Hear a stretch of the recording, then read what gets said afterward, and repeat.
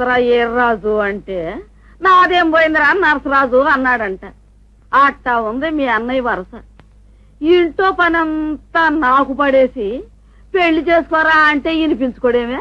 చేసుకుంటాడమ్మా, అన్నయ్య ఏ పని చేసినా ఆలోచించే చేస్తా. అమ్మా వచ్చేసా. వచ్చేసా, రాకేం చేస్తా. నీ పెళ్లి వల్లకాడల్లేనే ఉంది, నా పెళ్లికి దివిటీ పట్రా అన్నాడంట. వెనకడికి నీలాంటోడే ఒకడు. నువ్వు పెళ్లి చేసుకోమంటే వినిపించుకో, అర్థమైన ఆడ పెళ్లిళ్ళకి ఎళ్ళొస్తావు. నీతో పెద్ద గొడవ వచ్చి పడిందే. పెళ్లి చేసుకోరా అంటే గుండు గీసుకోరా అనంత తేలిక చెప్తున్నావు. నీ కళ్ళకి నేను ఎలా కనపడుతున్నాను కానీ అందరి కళ్ళకి కుర్రాళ్ళగానే కనపడుతున్నాను. నేను నిక్కరేసుకుని వెళ్ళాను అనుకో, నన్ను ఫస్ట్ ఫ్లోర్ లో జాయిన్ చేసుకుంటాను. అవునవును, నోట్లో ఏలు పెడితే కొరకలేవు, ఎన్న పెడితే మింగలేవు. గుళ్ళో లింగాన్ని గుట్టుక్కు అనిపిస్తావు. ఒరే గనం, నాకు తెలియక అడుగుతాను, పెళ్లి చేసుకోరా అంటే నీలుగుతావేమిట్రా? అమ్మా, నీకు నగర సత్యం చెప్పనా? ఇంట్లోకి మనం ఏ వస్తువు తీసుకొచ్చినా బాగా సెలెక్ట్ చేసి తీసుకురావాలి. పెళ్ళం అనేది కాస్ట్లీ వస్తువు లాంటిది. మనకు నచ్చలేదనుకో ఎవ్వరు పుచ్చుకోరు, హాఫ్ రేట్ కూడా కొనుక్కోరు. పైగా మనకు మెయింటైన్ చార్జెస్ అదో దండగా. అందుకని నేను బాగా చూసి మనకి లాభసాటిగా ఉందో లేదో తెలుసుకుని అప్పుడు పెళ్లి చేసుకుంటానే. అప్పటిదాకా గడువు. వాడు మాట్లాడేది నీకేమైనా అర్థమైందైతే? నాకే అర్థం కాలేదు. నీ బొంద నీకేం అర్థం అవుతుంది? పట్టు. పంచదార వేయలేదేమి కాఫీలో? వద్దన్నారు కదండి డాక్టర్ గారు. డాక్టర్ వద్దన్నో మానేస్తున్నావు, కావాలన్నో పెట్టగలుగుతున్నావా? మందులు కొనమన్నాడు, పళ్ళు తినమన్నాడు. యాక్సిడెంట్ లో కాలు చెయ్యిపోయినాడే కడుపు కూడా మూతపడిపోయింది. ఇలా ఎంతకాలం ఈ బ్రతుకు గడపాలో తెలియట్లేదు.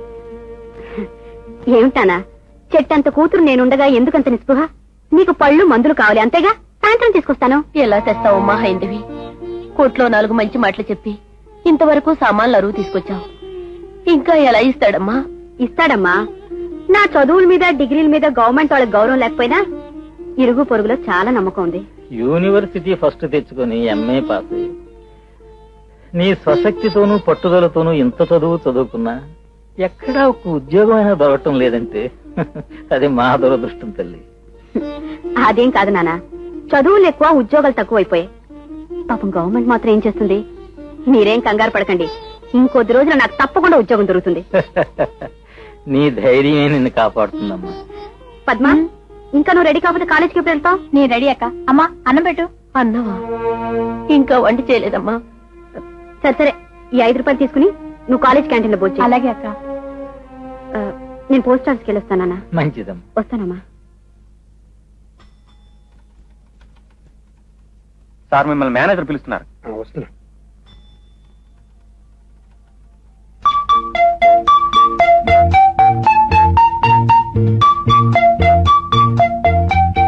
Good morning sir.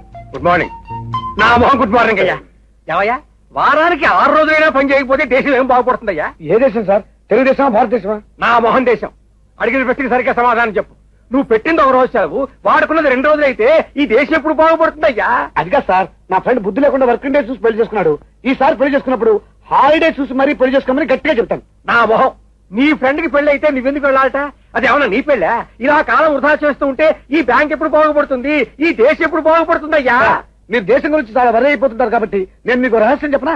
చెప్పు. దేశం అంటే మట్టి కాదోయ్. దేశం అంటున్నా కూడా గట్టిగా చెప్పోయా. దేశం అంటే మట్టి కాదోయ్, దేశం అంటే మనుషులో అన్నారు కురసాడ. అవునా? అవును. తిండి కలిగితే కండ కలుగును అని కూడా అన్నారు. అవునా? అవునవును. కాబట్టి ఈ దేశం బాగుపడాలంటే శుభ్రంగా తినాలి సార్. మనం ఎలాగో సొంత సంపాదనతో తినలేం కాబట్టి పెళ్లికి వెళ్ళాలి. ఈ దేశం నిత్య కళ్యాణం పసుతోరణంగా ఉండాలంటే మనం ఎప్పుడు కళ్యాణ మండపాలను గడపాలి. అందుకని సెలవు పెట్టడం తప్పదు సార్. సార్ మీ పెళ్లి నేను తప్పకుండా పిలవాలి సార్. నాకు ఇప్పుడు పెళ్లి ఏమిటయ్యా? పోనీ మీ ఆవిడ పెళ్లికి అవతల చాలా పని సార్. వస్తాను. నువ్వు బాగుపడవు, ఈ దేశం బాగుపడదు.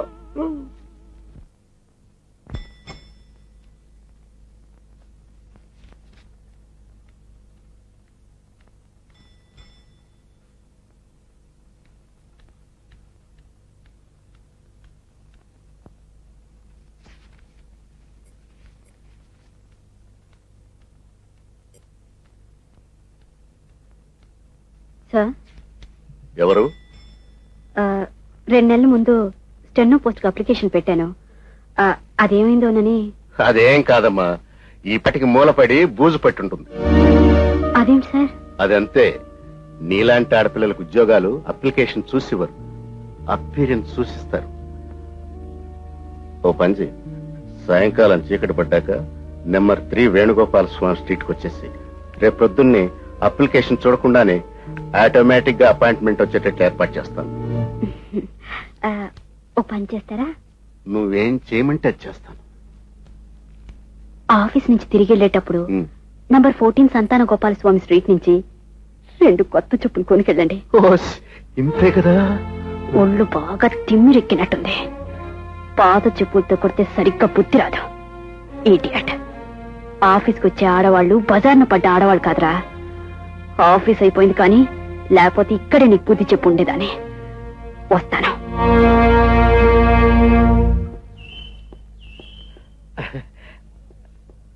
Hello friends. హలో హలో, ఎంతసేపు నీకోసం వెయిట్ చేస్తున్నాం. ఏమిటి క్లబ్ గానా? అవును. పదండి. పోయినసారి నేను ఓడిపోయినంత గెలిచి మీ మొహాన్ని కొట్టడమే కాదు, ఈసారి మిమ్మల్ని నిరుదోపుడు చేసి బోర్డు కొట్టి పంపిస్తాను. కాకపోతే ఫైనాన్స్ మీది. అలాగే గురు, ఆడటం గెలుపు ఆడటం కోసం కాదు, అదొక థ్రిల్. నువ్వు బండెక్కు. ముగ్గురు బండి మీద. ఇది పుష్పకుమానం బ్రదర్, నువ్వు బండెక్కు. రే గుణాబాయ్, నువ్వు పెట్రోల్ ఎక్కి కూర్చో. హలో. రండి రండి, మీ త్రిమూర్తులు ఇంకా రాలేదేమిటా అని చూస్తున్నాం. ఏం బ్రదర్, ఆటలా ఉంది? బాగాలేదు గురు. ఇదో ఈ తోలు చేయించింది. ఆ ముక్కలు ఇలా ఇచ్చి నువ్వులే. రే గుణాబాయ్, నువ్వు టోకెన్ పెట్టరా. ఓకే గురు. షో. కూర్చోగానే కొట్టానంటరా కలపరా. ఇక చూసుకున్నా ప్రతాపం. ఈ చేతులు పుట్టిందే పేకాట ఆడటం కోసం. జూతం ఆడటం నేరమని ప్రభుత్వం అంటోంది. అది చాలా తప్పు. అసలు పేకాట కనిపెట్టింది ఎవరు? బ్రహ్మదేవుడు. అందుకే దీన్ని చతుర్ముఖ పారాయణం అంటారు. చాలా గుణ. సంవత్సరానికి ఎన్ని వారాలు చెప్పు? 52. పేకాట్లు ఎన్ని ముక్కలు ఉన్నాయో చెప్పు? 52. కరెక్ట్. సంవత్సరం పొడవునా మనల్ని పేకాట ఆడుకోమని బ్రహ్మదేవుడు లెక్కల్లోనే చెప్పారు కదా. అందుకని కష్టపడి డబ్బు సంపాదించడం అనేది కాలినడకన భూ ప్రదర్శన చేసినంత తెలివి తక్కువతనం. విమానంలో ఎగిరించినంత ఈజీగా డబ్బు సంపాదించే మార్గం ఈ జోదం ఒక్కటే బ్రదర్. నీ విమానం కూలిపోయింది బ్రదర్. ఇక్కడ ఏమిటి జోగంలో నీకేపడా? తండ్రి, మా ధనంకొండకు తొందరగా పెళ్లి జరిగి వాడి కడుపున వాడికి మావారి పేరు పెట్టుకుని నాలాంటి యోగ్యురాలనిచ్చి పెళ్లి చేసి వాడి కడుపున ఒక బిడ్డ పుడితే వాడికి మావాడి పేరు పెట్టుకుని నాలాంటి యోగ్యురాలనిచ్చి పెళ్లి చేసి వాడి కడుపున ఒక బిడ్డ పుడితే వాడికి మావారి పేరు పెట్టుకుని నాలాంటి యోగ్యురాలనిచ్చి పెళ్లి చేసి. అమ్మా, ఎంతసేపు మా స్వామికి మొక్కేది? తప్పకుండా ఇంకా చాలా మంది ఉన్నారు. ఉంటే ఉన్నారు లేవయ్యా. మనసులో ఉన్న మాట దేవుడు చెప్పుకోవటానికి కాకపోతే అంత దూరం నుంచి ఇక్కడికి రావడం ఎందుకు? సరేలే, ప్రసాదం పెట్టు. ఇదేమిటయ్యా, చక్కెర పొంగల్ లేదా? అయ్యో, 5 పైసలు ఉండేలా వేసాను, చక్కెర పొంగల్ లేదంటావేమిటయ్యా? సరేలే, అరటి పండు, ఆ పెద్ద పండు ఇవ్వయ్యా.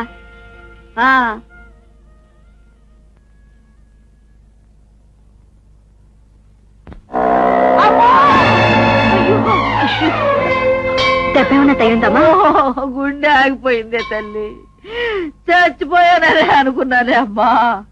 అదేదో స్వామి చెప్పినట్టు అమ్మో అమ్మో గుడికొస్తే ఏకంగా దేవుడి దగ్గరికే పంపేయాలనుకున్నాడు. ఆటో సచ్చినాడు. రండి, మీ ఇంటి దగ్గర పడతాను. రిక్షా. అమ్మా, అయ్యో అమ్మా, ఏమైంది? ఏం లేదు, కాళ్ళు పెరిగినట్టుంది. చూడమ్మా, నువ్వు వెళ్ళి వేడి నీళ్ళు పెట్టు, కాపురం పెడితే సరిపోతుంది. ఊరి పూలు చెట్టు మీద పడ్డట్టు పూజలు ఉండదు. ఆటో వాడికి నేనే దొరికానా, నా మీద ఎక్కించాడు. ఓ మీరా? అరే మీరా? ఇది మీలా? అవునండి. ఈ అమ్మాయి నీకు ముందే తెలుసా? మొన్ననే పెళ్లిలో కలిసాం. అబ్బా, పెళ్లికెళ్ళి ఇది ఒక్క సార్థకమైన పని చేసుకొచ్చావు. పాపం సమయానికి ఈ అమ్మాయి నన్ను కాపాడకపోతే నువ్వు ఈ పాటి గుండు కొట్టుకుని నాకు శ్రార్థం పెడుతుండేవాడివి. ఏమిటి, ఏం జరిగింది? ఏం లేదండి, పెద్ద వయసు కదా, ఆటో రిక్షా తప్పించిపోయి కింద పడిపోయారు. ఇంటికి తీసుకొచ్చాను. థ్యాంక్స్ అండి. సొంత వాళ్ళకి ప్రమాదం జరిగినా పట్టించుకుని ఈ రోజుల్లో ఎవరో తెలియపోయినా మీరు సహాయం చేశారంటే మీ సంస్కారం చాలా గొప్పదండి. అంత పెద్ద మాటలు అనకండి. ఆడవాళ్ళకి ఆడవాళ్ళ ఆ మాత్రం సాయం చేయకపోతే బ్రతికేదెలా? మా ఇల్లు ఈ వీధిలోనే.